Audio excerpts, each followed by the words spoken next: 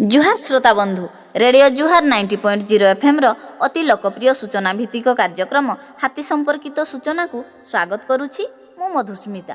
Keonjhar one विभाग द्वारा जनहित जारी। आज तारीख 13 डिसेम्बर 2024। तेबे आसंतु जानिबा हाथी आज केउठी अछंती।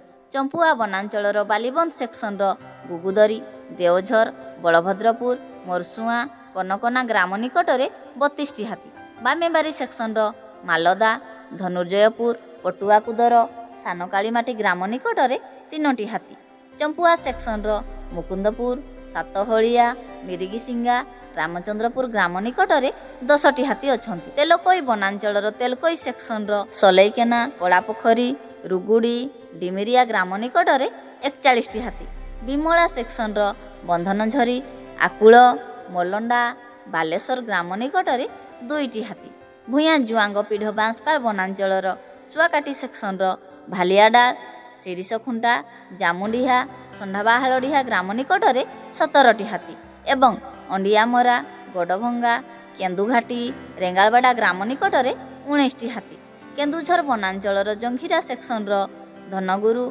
नलपंगा, मसिणाजड़ी, मसिणाबिला ग्राम निकटरे 12टी हाथी अछंती।